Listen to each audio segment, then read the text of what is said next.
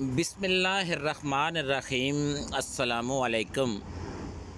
तबीयत मजाज बाखैरियत।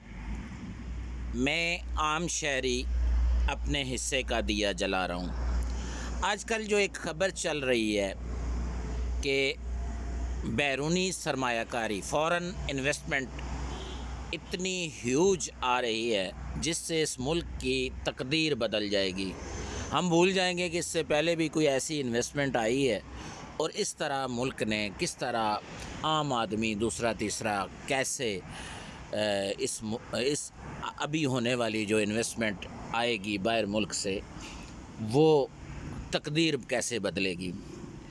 तो सबसे पहले मैं ये अर्ज़ करूँगा कि ये जो आम आदमी है, जो आम शहरी है, वो एक तो अल्फाज के गोरख धंधों ये जो सियासी लीडरान करते हैं उनको अच्छी तरह समझ गई है, और दूसरा ये जो झांसा दिया जाता है इस तरह का उसको भी वो समझ चुकी है। और जो मेन चीज़ समझ चुकी है वो ये है कि ये जो सिस्टम है ये कोलैप्स कर गया है। ये आम आदमी समझ रहा है। यानी अगर आप दूध की नहरें भी बहा दें इस सिस्टम में तो उसका फ़ायदा नहीं होगा। आप 2018 से पहले नून लीग की हुकूमत को देखें, जब चाइना यहाँ पे 42 अरब 42 बिलियन यहाँ पर डॉलर्स में लाया, और उस वक्त ये कहा गया कि इसका फ़ायदा आम आदमी को होगा। और अब तक वो कितना टाइम गुज़र चुका है और आम आदमी उससे क्या कुछ फ़ायदा उठा रहा है वो आपके सामने है। इसके बाद ये तब्दीली सरकार ने हमें एक लफ्ज़ दिया, गोरख धंधा, जिसे मैं कहता हूँ गोरख धंधा, रेमिटेंसेस लफ्ज़ दिया कि जी बाहर से रेमिटेंसेस आएंगे तो इस मुल्क की तकदीर बदल जाएगी।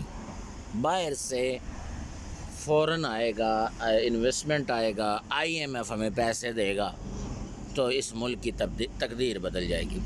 इसके बाद एक जो अभी PDM हुकूमत गुज़री है, इनके हमारे बड़े माशियतदान, उन्हें मैं बिज़नेस टाइकून कहूँगा, वो हमें चार्टर्ड तैयारे पे ये बताने आए कि डॉलर का असल रेट क्या है, और जाते जाते हमें एक नया लफ्ज़ दे गए, आउट ऑफ सोर्स। कहने का मकसद ये है कि अब ऐसे किसी भी हवाले से जो 97% आम आदमी है उसको वेरएज़ एतमाद में ना लेना कि क्या होगा, ये जो इन्वेस्टमेंट आ रही है, और वही ये अपने ताईं यानी बड़े बड़े लोगों से मिलकर ये कहना कि ये मुल्क तब्दीली की तरफ जा रहा है और ये हो जाएगा इन्वेस्टमेंट आने से। तो मेरे ख़्याल में ये जितने भी वाक़यात इस मुल्क में हुए बाहर से किसी भी सेंस में करेंसी इन्वेस्टमेंट या जो भी लाने के, उसका आम आदमी को कुछ फ़ायदा नहीं है। वो आज आप देख लें। दूसरी बात जो इंतहाई इम्पोर्टेंट है वो ये है कि ये जो लॉजिक है कि करेंसी बाहर से आएगी, ये सिरे से ही गलत है। कि बाहर से रेमिटेंसेस आएंगे, बाहर से हमें जो है वो एड या ट्रेड मिलेगी, ये भी बात है कि ट्रेड, एड नहीं जी ट्रेड, ये भी हम काफ़ी सुनते रहे हैं, लेकिन उसका भी कुछ फ़ायदा नहीं हुआ। हमें ये भी आया कि जी अशिया के बदले आप कर लें, ताकि अपनी चीज़ें दें, अपनी चीज़ें ले लें, ठीक है जी, वो उनकी चीज़ें ले लें, सारा कुछ एक्सरसाइज हो चुका। ये लॉजिक ही गलत है कि बाहर से करेंसी आएगी और मुल्क की तकदीर बदलेगी। मैं आपको लॉजिक बताता हूँ, ये उस दिन पाकिस्तान की तकदीर बदलेगी जब पाकिस्तानी करेंसी बाहर जाएगी। वो कैसे, आप कहेंगे ये कैसे हो सकता है? तो आप ये देखें कि हमारे मुल्क में एक दौर ऐसा आया था, जनरल मुशर्रफ का दौर, जिसमें पाकिस्तानी करेंसी बाहर के मुल्कों में ख़ासकर एयरपोर्ट्स पे मिलना शुरू हो गई थी पाकिस्तानी करेंसी। यही वजह थी कि डॉलर 60 पे स्टैंड किया हुआ था और उसके अगर एक या दो दिन या एक हफ़्ते के लिए वो 61, 62, 63 रुपीज़ पे गया भी था तो वो वापस फिर 60 पे आ गया था। उसकी रीज़न ये थी कि एक तो सिस्टम ठीक था, एक इंतहाई मजबूत प्रेसिडेंट बैठा हुआ था, और दूसरा क्या था कि मुखलसी इम्पॉर्टेंट चीज़ है। अगर आप सोच ये रखें कि बाहर से आके तकदीर बदलेगी, उस वक्त सोच ये थी कि हमारी करेंसी बाहर जाने से हमारे मुल्क में बेहतरी आएगी, हमारी उसका आम आदमी को फ़ायदा भी हुआ। ये आप देखें कि जो भी गवर्नमेंट आई उसने एंड पे यही कहा, जो वो चाइना की इन्वेस्टमेंट आना थी तो उस पर भी ये कहा गया कि आम आदमी तक हम इसके जो है समरात पहुंचाएंगे। वो किसी दौर में नहीं हुआ, अलबत्ता इस दौर में जो मुशर्रफ का दौर गुज़रा जिसमें करेंसी बाहर गई, पाकिस्तानी करेंसी बाहर गई, उस वक्त वो जो है ना वो आम आदमी को फैसिलिटेट किया गया। यानी वो जैसे भी हुआ, जो भी हुआ, उसके साथ इख्तलाफात अपनी जगह पे, उसकी हुकूमत के साथ उसके जो भी पॉलिसी थी वो अपनी जगह पे, लेकिन करेंसी बाहर जाने से मुल्क में आम आदमी तक उसकी फेवर मिली।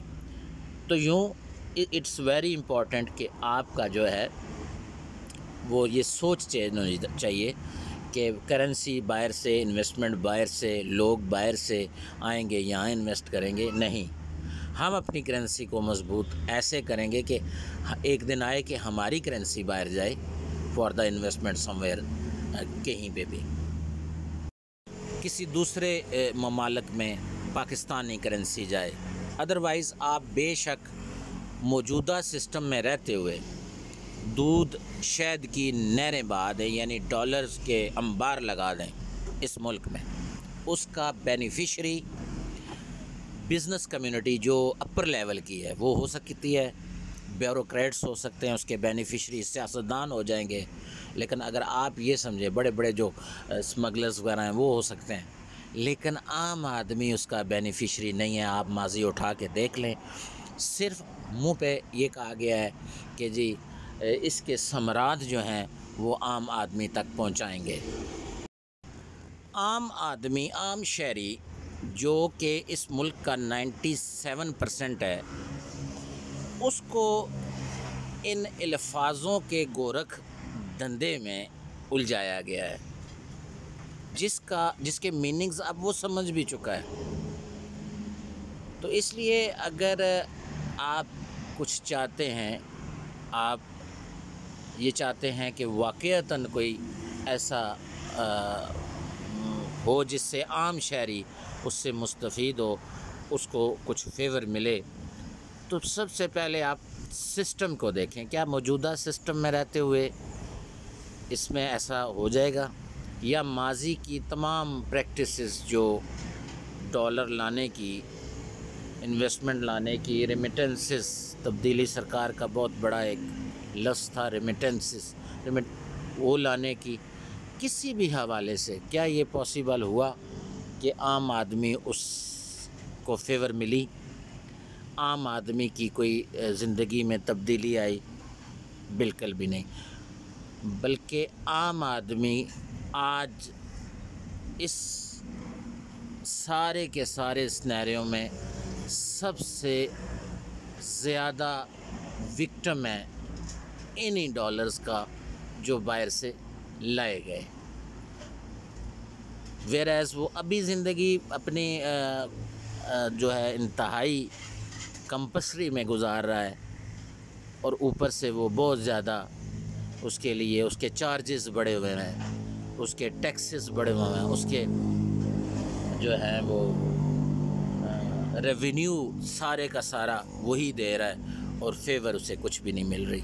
अल्लाह पाक आपका और हम सब का हामी व नासर हो। पाकिस्तान जिंदाबाद, पाक आर्मी पाइंदाबाद।